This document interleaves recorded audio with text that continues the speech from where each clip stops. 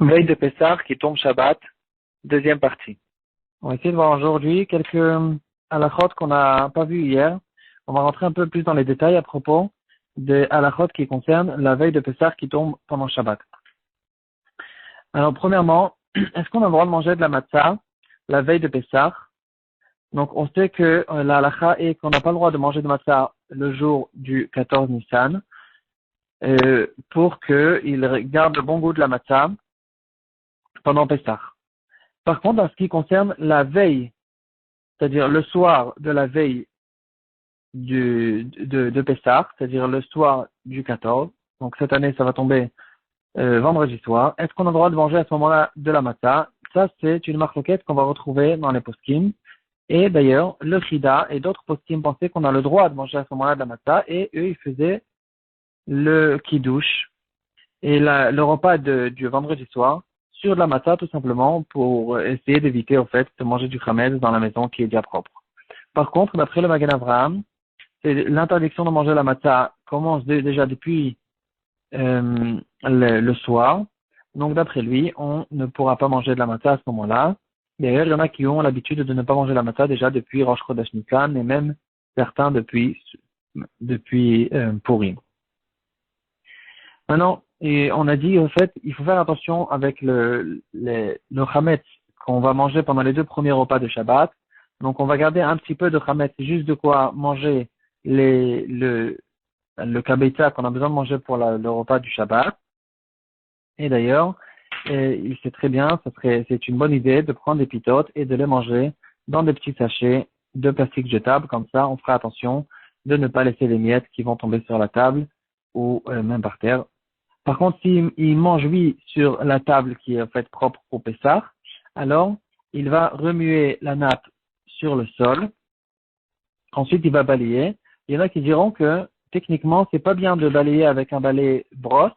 Vaut mieux balayer avec le balai qu'on fait, avec lequel on fait la spondia, parce que dans le balai brosse, en fait, les miettes, elles peuvent rentrer entre les cheveux du balai et c'est pas évident après de les sortir, ça sera compliqué.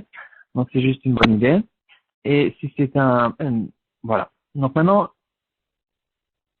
s'il mange, il y a une autre manière de faire pour manger le pain, en fait, c'est de le manger autre part. On ne mangera pas dans le salon. C'est plus pratique. Si quelqu'un, il a par exemple un balcon ou une entrée ou un endroit qui est plus facile après à balayer, à nettoyer. Donc, il y en a qui ont l'habitude au fait de manger ce pain-là autre part.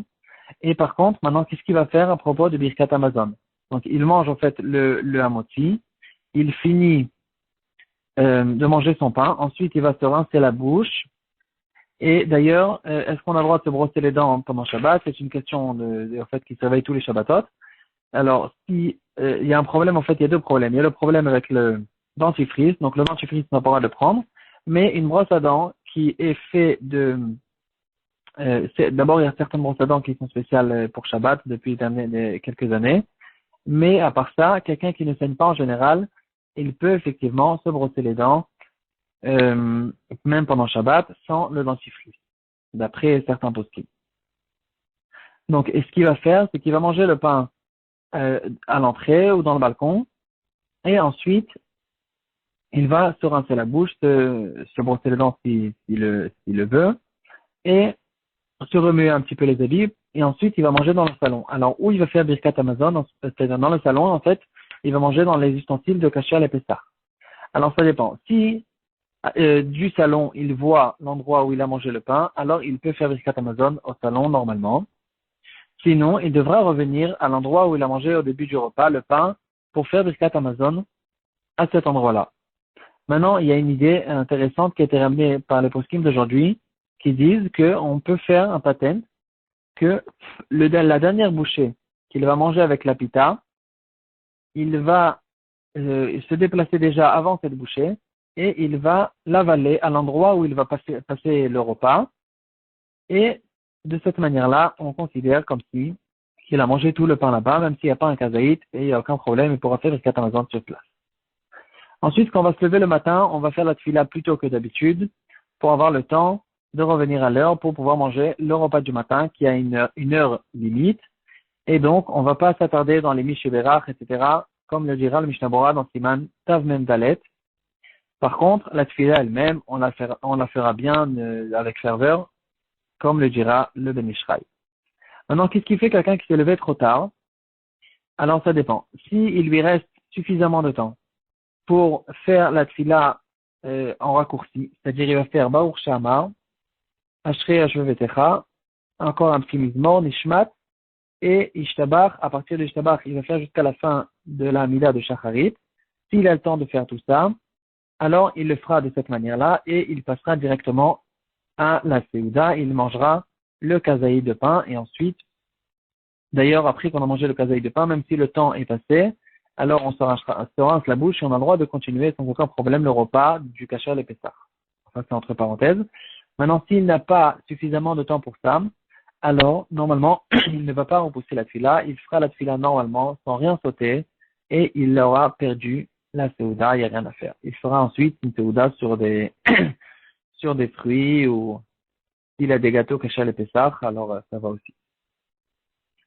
Maintenant, si quelqu'un, il sait, déjà, depuis le soir, il sait qu'il ne pourra pas se lever le lendemain, par exemple, c'est une personne âgée, ou quelqu'un qui est malade, et donc il sait que le lendemain il ne pourra pas faire le repas avec du pain, alors il dira à Raphaël Kenevski, il fera 2 seudot le soir.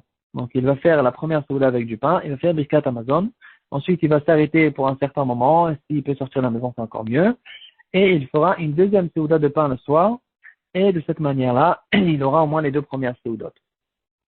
Maintenant, qu'est-ce qu'on fait pour Seuda Shlichit? On en a déjà parlé un peu hier. Alors, on sait qu'il y en a qui ont l'habitude de couper la Seouda en 2 le matin, avant l'heure limite de consommer du Khamet. Par contre, même ceux qui le font, ils ont quand même l'habitude de manger dans l'après-midi un certain repas. Alors, pour les Sfaradim d'ailleurs, on peut manger encore de la matzah ashira, c'est-à-dire c'est des gâteaux kashal et pessar qui ont été cuits avec du jus de fruits, comme du jus d'orange par exemple, puisque c'est pas kasher pour la matzah, pour le soir, donc ça ne s'appelle pas une matzah et ça ne rentre pas dans l'interdiction de manger de la matzah la veille de Pessah. Donc pour les Sfaradim qui ont de la matzah ashira, ils pourront même faire ce dashlichit avec du hamoti, de cette manière-là, puisqu'ils fixent sa seuda là-dessus, donc ces gâteaux-là seront hamoti. Pour les Ashkenazim ou pour ceux qui ont l'habitude de ne pas prendre la matzah shira du tout pendant tout Pessah, alors ils feront comme on a dit hier, avec que du poisson, de la viande, et ceux qui ont aussi des kneidlach, donc des boulettes qui ont été faites avec de la farine de matzah, ça va aussi, c'est bien, il aura aussi le mezonot. D'ailleurs, il faudra faire attention ce dashlichit de ne pas la manger trop tard, afin qu'il n'arrive pas au lait la seder c'est trop rassasié et il aura plus d'appétit pour manger les mitzvot du lait la seder. Ensuite, encore une petite halakha, on va voir. On n'a pas le droit on n'a rien le droit de préparer pour le lait la seder, la table, les coussins, etc. pendant Shabbat. Il faudra tout ça, il faudra attendre le Motzei Shabbat, que la fête rentre pour pouvoir les préparer. Par contre, est-ce qu'on a le droit de dormir pendant Shabbat, parce qu'on sait qu'on va dormir très tard le soir du Leila Seder, alors on pourrait dire que de dormir aussi, c'est une préparation pour le Leila Seder. Alors la réponse, elle est qu'on a le droit, mais par contre, il faudra faire attention de ne pas dire clairement, maintenant je vais dormir pour avoir des forces ce soir, le Leila Seder, parce que là, avec cette phrase, il est en train en fait de dire il est en train de se préparer à la journée qui suit Shabbat. Ce n'est pas un respect pour le Shabbat. Voilà, et encore une halakha, dans le kiddush de l'El Seder, il y aura un kiddush spécial à dire, il faudra faire attention, comme on le voit dans la Haggadot, c'est un kiddush qui contient aussi la Havdalah.